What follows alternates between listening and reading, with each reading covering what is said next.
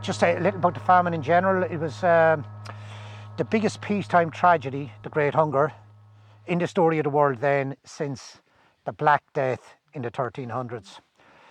Where did it happen? It happened in the first industrialised country in the world, Great Britain and Ireland. And it happened in this geopolitical context. It happened in the richest, most powerful country on earth then. That country was called United Kingdom, Great Britain and Ireland.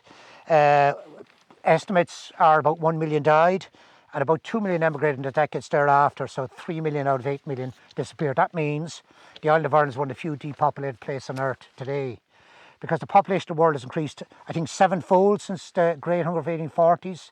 Yet the population of Ireland today, even though it's its highest ever, the island of Ireland since then, 6.1 million, is 25% less than it was then. So the reverberations in terms of our society and the English-speaking world are demographically, culturally, and many other ways are, there to be had today. What I'd like to do now is talk specifically about this area of Coolorta and who owned the land. We'll get back to the peasantry and their work on the road in a while. This land was owned by the Marquis of Thomond, so he would have been the O'Brien, Anne O'Brien. He was an absentee landlord. He spent most of his time in England, but he had a domain estate down in Rostellin, County Cork. He died in 1846 and his son James took over the land from him. So just to give you an idea of how disproportionate the ownership of land was at that time, he in this area owned the following townlands. There's 51 townlands in this parish, Killavoy. He owned the following townlands: Anvil, Coolorta, Glenquin, Inchiquin, Killeen, Lackeray, Pownlalore, Slieve na Glasha and Tullycommon. He owned all these townlands. And again, just to emphasise that he wouldn't have been dealing directly with this peasantry that were kind of had little potato plots here. They would have been dealing with middlemen who were in their turn kind of getting as much as they can out of these people. He owned 4,818 acres in the parish in the 1840s, and that's 28% of the total area of the parish. So this man, the Marquis of Thomond, is a significant player in the events of the potato famine in the parish of Killavoy in 1845 to 1849. He had an agent, it isn't them middlemen agent, this pyramid is. First of all, he has an agent. So there's a landlord and then's the agent. His agent was a Thomas Crowe, and he was an Ennis, and he managed the estate for him. And in general, each townland was leased out to one or two middlemen. So you got the landlord, you got the agent, now you have the middleman. And in turn, they sublet all or part of their leaseholds in parcels of various sizes to an assortment of under-tenants. It was quite a pyramid of structure. Now, this parish, Coolorta, how many people lived here in the 1840s? Because you don't see much by way of dwellings today. There was a grand total in 1841, this is 4 years before the famine, census thereof, of 7 houses in the entire townland. But really, quite fascinatingly, 10 years later in 1851, after the famine, there were 9 houses here. And that's bucking the national trend, And this is an area that would be very interesting in terms of studying why the population of this townland increased from 7 families to 9 families in the 10 years after the famine. Now, usually in the cities, the populations increased because moving people there because they perceived there's greater resources there. But why in this particular townland, Killavoy, is it bucking the trend in the parish of Killavoy of going to 7 to 9 houses? Was it partly because of this relief project? That's highly speculative on my part. I don't know. But just to give you an idea how anomalous this increase in population was in this particular townland, there's a townland that all of you would probably be familiar with because there's a very famous house in it. It's only across the mountain. It's called, the townland's called Glenquin. And there's Glenquin House there that's more popularly known as Father Ted's house. And in that parish, in that townland, in 1841 there was 139 houses. In 1851 there was 20. So devastation there. Now there is a village there called Glenrue. I haven't seen it, but I assume there's physical evidence of remaining. I really would be keen to see it. I'd say the majority of the population in that townland lived in the village of Glenrue, and that's more typical of what happened in North Clare at that time. There was collapse of dwellings and collapse of population. This industry just bucked the trend by increasing its whole housing stock by about 25% for reasons that are not clear to me, So that's that. There will be a pause at every stop to afford people the opportunity to catch me out. Any questions or comments? There's too much information into one life. There's an interesting observation about these piles of finding. Right, Colin. But whole families were involved in breaking the stones. They did it in family groups very often. This is from local wisdom. And the overseers had a ring.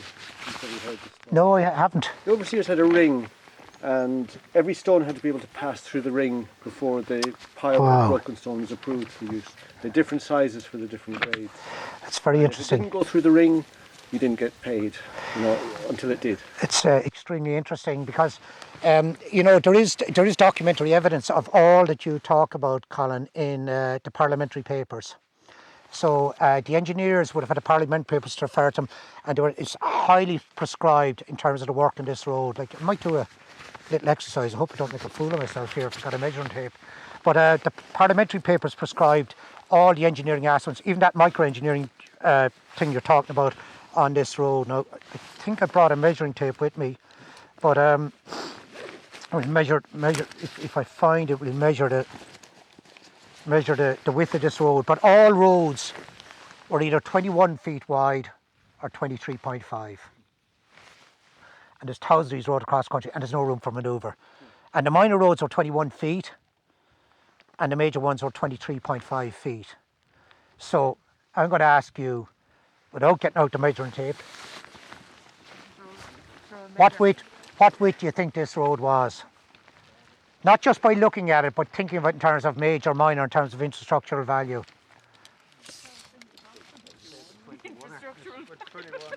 Exactly, it's minor, so it must be 21 feet. Martin, can you help me out, or Bernadette? Oh God, I hope this works out okay. You can all check it if you like.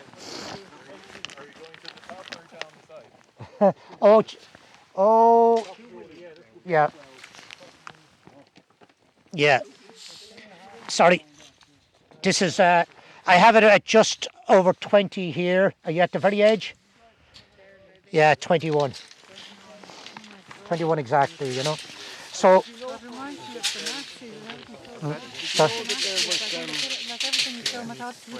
there was worked curbstones all down the sides of this road. Yeah, Colin just mentioned there curbstones, or it's bordered with stone.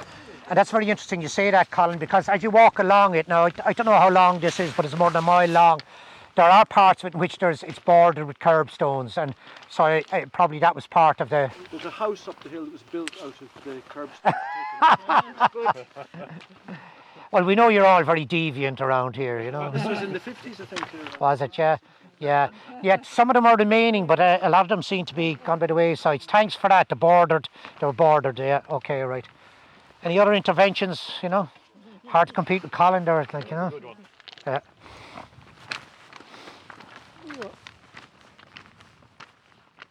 Okay.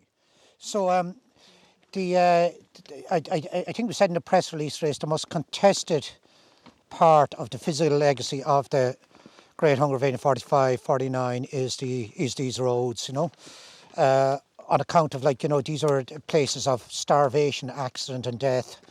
And they did more harm than good, actually, So they are one of the most contested, if not the most contested physical evidence of them. And unfortunately, not much study has been done on them, in terms of archaeology, history, folklore as well, which is very important in terms of these roads. I think Cathal Porter did an excellent essay in a book regarding the Great Hunger about the folklore pertaining to these roads. And even some local people have told me that in terms of these roads, it was a place that you'd run by, There's associated with ghosts, and this is recurring in other areas of Ireland. The family relief roads are associated with kind of death and ghosts and spirits from the other world, and the idea of avoiding them, not provoking the paranormal. And of course, this is kind of like endorsing, if you like, the scientific evidence that these are places of, great despair and suffering. But the good news is that a team of archaeologists, community archaeologists coming out of Queen's University Belfast, have done a study of one of the roads in County Fermanagh in a townland called Boho. And the idea was that in 2020, which is the 175th anniversary of the first year of the famine in 1845, they were going to excavate that famine relief road. But 2020 was COVID, so the things got skewed out. So, but they did it eventually, I think, in 21 or 2021 it was, yeah. And so one of the things that I read from their study of the road in Boho was that we call them famine roads, but they didn't know them as famine roads at all then, They called them, they had several names, some meal roads, and the names are quite self-explanatory. Broad roads, they were considered quite broad, 23.5 feet. Bracken roads, and I thought bracken was laid to the plant bracken, but bracken actually is the Gaelic for porridge. Cuttings, lines or new lines, these were the roads. And what the archaeologists did was they excavated the road, but there's two very peculiar things about that archaeological excavation. Number one was they knew the dates before they excavated. They knew it was going to be October 46 to June 47 because that was the beginning and end time these days. And the second remarkable or highly unusual thing about the archaeological excavation was they found nothing. And the reason is these people had nothing, found nothing, not even a clay pipe, nothing, absolutely nothing. And just a reflection of, the destitution of these people. They had a lot of interesting community initiatives about it, which were interdenominational, involving Church of Ireland, Presbyterian and Roman Catholic and others besides, and non-believers besides. They had a day of music there and celebration and commemoration. And, I think it's terribly important that, this event, which is the most significant one in modern history, that we don't forget it. And unfortunately, there's a bit of forgetfulness about it. And these people were just, asserting remembrance of things past. Now, in terms of this road or another road in the Burren, in terms of these roads, 2025, which is only 13 months away, is the 185th anniversary of the first year of the potato famine. And, I will be pushing a bit, and hopefully some people will help me out in having a significant event at one of these roads in that year to commemorate the 185th anniversary of the first year of the Great Hunger. This one in particular, I think, is, there's two, I only know not many, about 3 or 4 other famine relief roads, but this one is probably the longest and it has the most spectacular location. Quite ironically and pointedly, a lot of them were in places of outstanding natural beauty.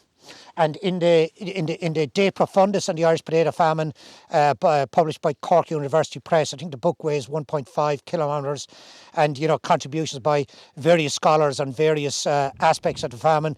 There's a 2-page colour spread photograph of this road in it. And not only that, but a woman rang me there a few years ago, and she said she was making a film of a poem. And she wanted to know where this road was. And I said I hadn't time to come over and help her. She was a filmmaker. But I said to her on the phone, who are you making the film for? And it was a woman from the United States of America who spent some time as part of the Clinton administration in Ireland around the Good Friday Agreement. Forget her name. And I said, why is she making it? She said, because she wants to get the film of this poem into as many high schools in the United States of America as possible. And I said, what is the poem? And she said, it's a poem by Ivan Boland called That the Science of Cartography is Limited. And it's a remarkable poem on these roads. And what Ivan is saying beautifully and lyrically in the poem is that maps do not reflect in any way, even if they have these roads on them, the extraordinary human suffering that took place in these places. We're in the geography and history of human suffering here. So that's another angle on this road, being celebrating poetry and celebrated by that photograph. And it'd be a wonderful initiative, I think, if, for example, at this road in 13, 15, 18 months' time, we had a significant event to remember the first year of the outbreak of the Great Hunger. The line manager for the entire potato famine in Ireland and the response to it was a man called Trevelyan. So he was the Assistant Secretary in the Department of the Exchequer. He was in his 30s. He was the line manager for everything got to do with the famine. So everything went across his desk, and he and I suppose civil servants close to him were probably deciding these things, In the case of... Famous in that song, The Fields of Athenry. Yeah, it is. It's a very good point that, you hear you know, the World Cup in rugby, you know, it's 80,000 people in the stadium in Paris, and about 30,000 are singing a song, and, you know, he's been immortalised in popular culture and rugby union and soccer in Ireland in this song, you know. Charles Trevelyan, that was his name, you know. He was callous in the extreme, you know. And there was 3 layers of his callousness. One was he this extreme model, believing this extreme model of economics of profit before people, laissez-faire principles. And the second was that he actually detested the Irish. There was a lot of the British establishment did not, and that was not the motive of the famine. The famine was all about, you know, economic, you know, the triumph of the economic model and protecting it. But he actually did detest the Irish, and I'll quote a couple of his sentences to that effect. I can't remember off the top of my head what's the third aspect of his callousness, but he was turning back. He famously turned back a ship of corn on one occasion. That was one of his most notorious efforts. But I remember Balfour, who was part of the Public Relief Committee in Ireland, a British man, saying to Trevelyan on one occasion when he despaired of his outlook and the whole thing, he said to him, "You cannot address in any way human misery by quoting me a chapter from political economy," you know. He subsequently went to India, and he had a very important role, a high up civil servant for the British administration in India. But in 1848, this is 3 years after the famine was completed, he was knighted by Queen Victoria, you know, for his work during the potato famine in Ireland. And now his family are actually, a lot of his relatives have come together, and they've said it's time to make reparations. And they have made some reparations in India, or the Indies, I know which. I can get that out in a while. But really interestingly, his great, whatever it is, granddaughter, she was a prominent journalist with the BBC. She's given it up now to dedicate herself entirely to foundation. And some of you might say, she said, it's time now to make reparations to Ireland, you know. And this provoked interesting debate within Ireland over the last 12 to 24 months about should there be reparations, should be accepted, and what form it would take. But Dermot Ferreter, the prominent historian, it was his opinion piece that under no circumstance should be economic in any form. But the greatest reparations that the Trevelyan family could make to the people of Ireland is that Irish history could be taught more vigorously in schools in Britain, which is an interesting angle on it, you know. But that's a little bit about the Trevelyans, yeah. The landlords to get a bad press. When there was one guy, I can't think of his name, in Mayo, he used the money he won in a race to pay for a ship. Go away, yeah. Very important to say a minority were benevolent. It was a minority that bucked the trend, and there was a minority that were benevolent. It's important that the tiny religious community, the Quakers, did extraordinary work in terms of trying to address the problem, most notably in the Quaker village of Letterfact and Connemara. And of course, it's also, you know, the good news story out of this is the Choctaw Indians, who suffered unbelievable distress and displacement across the United States by a president of the United States of America, I think it was Johnson at the time. They made financial contribution to the starving in Ireland. Talking of the Quakers, there's a fantastic book by a Choctaw man called Gary Whitedeer, who came to America, came here, and the book is called The Long March, and it's a fantastic picture book. And in that thing, the Choctaw went into the town to trade, and it was the Quakers who were telling the story of what was happening in Ireland, and they bring the story back and have a talking circle to decide what they're going to do about it. Yeah. And it's just, I mean, I could talk quite a lot about that book, but it's really, if you can get a copy of it, The Long March by Gary Whitedeer, with fantastic illustrations by a woman called Marie Louise Fitzpatrick. Thanks for that, Martin. I think he may have done that walk from Lewisburg to Delphi Lodge in 1995, which was commemorating the 150th anniversary of, and that particular long walk of those people to the Relief Commission Delphi Lodge, in which the relief was refused them, and some of them died on the road back to Lewisburg. And Gary Whitedeer was on that march. It reflected their own experience, because in the Native American tradition and their myth, they actually believe that they arose out of the land. So their relationship with the land is very different. And so, very much sort of Mother Earth, kind of idea, and then the people who came from Europe drove them off their land, and it was that their relationship with the land was so important, and they were forced to go hundreds and hundreds of miles to a land that they had no relationship with, and it was through a winter, and the winter was so severe that pretty much all the old people and all the young people died on the journey, and the ground was so hard that they buried their dead in the trees. Jeez. And so this whole book is about their experience, which was the Long March. Yeah. And Thanks for that. Yeah. And how they realised common cause with what was happening in Ireland. It was then that they Fantastic. spent $170. Yeah. And $170 was a huge amount of money to them. Absolutely. Yeah. Yeah. And just sorry, I don't want to go on about this too much, but I'll give you the microphone. during COVID, Yes. there were Native Americans who were raising money to support COVID where they. So like they have a logistical problem here. There's a naturally occurring hollow in the ground, and they need to continue the road. So instead of going maybe a couple of feet deep with the stone, obviously they have to go several feet deep with it, And this is obviously, logistically more complex and involves a lot more work. And the problem for them in going several feet deep is that if you leave it as it is, well, the stone's just going to fall off. So they have to buttress it, I think that's the term.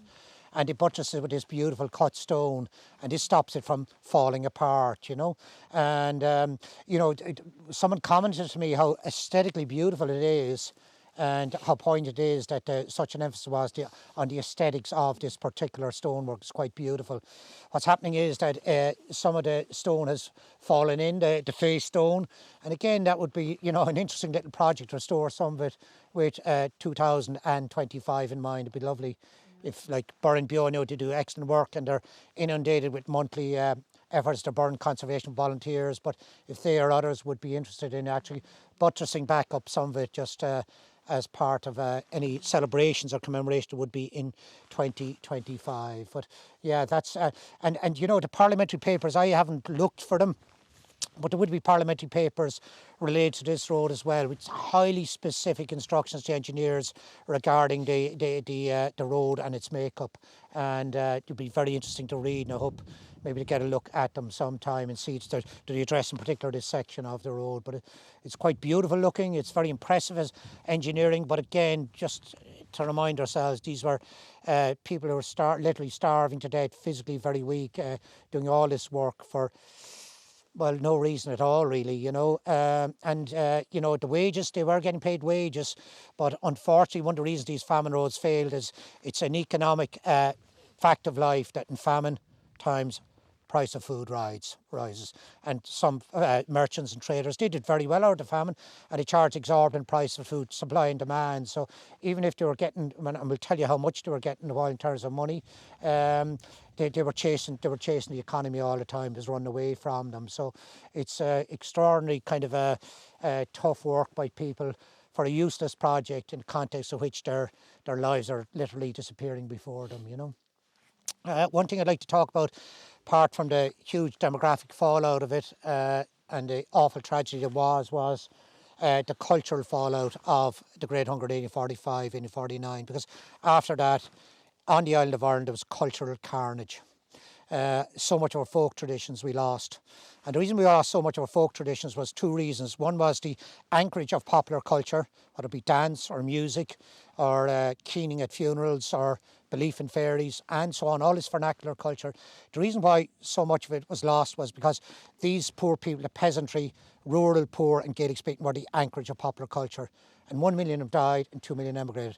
But there's a second reason why so much with cultural collapse in Ireland post-famine, and that's because of the role of the Roman Catholic Church. Because after the famine, it was rejuvenated. It had, in 1820s, got Catholic emancipation, liberty of religious expression. But after the famine, what it does is it's rejuvenated, it's getting enriched, and it sees a gap in Irish identity, or what it's imagined to be. And they say there's a vacuum there created by these people dying or emigrating, and we'll fill the vacuum of Irish identity, what we believe Irish identity should be, and that of course was that Irish identity should be married quite closely to Roman Catholicism. But the inconvenience for them was that still there was a residue of this popular culture, but they moved to actually repress it. So the landscape in terms of these 3 million poor, in terms of their popular culture, in terms of religion, was a mix of indigenous spirituality with only a casual adherence to Roman Catholicism. It wasn't clerically based at all. There weren't many priests pre-famine, and there was a lot of them, you know, and the church building had only started. The mass attendance rate in 1830 in Ireland was only 30%. That's all. By 1870s, it was 70%. Things had changed. And, you know, just to give you an idea of some of what we lost. This is a term in history for this. It's called the devotional revolution. It's got a term about this revolution, peaceful, but very cataclysmic, conducted by the Roman Catholic Church, where they shepherded people away from the colourful and cosmological into Roman Catholic miserabilism. Tim Robinson's words, not mine, if anyone's offended. So, like, for example, keening at funerals. They did not like it. The women were the arbiters of the grief, and they didn't like the Gothic excess of it. It was loud wailing, then ending in soft cadences. That's gone. We lost that, you know. Our culture of grief at funerals, like, you know. It still went on in the Aran Islands in the 20th century, somewhat. It still may have been in other areas of Ireland. They didn't like the wake. And that was surprising. It still goes on to an extent today, but not in the form it did then. And they resented the wake for a couple of reasons. And one was the carnivalesque behaviour that took place at it, and the whole notion of waking the dead, which they thought was not in concert with Christendom. The fairies were collateral damage in the whole thing as well, because how can one believe in another world where the spirits of, you know, the divine Trinity and so on, and also these spirits as well? And that was the beginning of the decline in belief of fairies. The Holy Well tradition was considered most inconvenient as well, and suppression of that began, post-famine also. So the landscape of these poor people, the religious landscape of these poor people, was not churches, prior to the famine. It was like holy wells, it was mountain tops, it was bonfires, amongst other things, and wakes and funerals were places at which they would have practiced their religion. The three things they clung to in Roman Catholicism that they did stick to was birth, marriage, and extreme unction, death. They did things that were the a la carte things they took from Roman Catholicism, but largely otherwise did indigenous spirituality.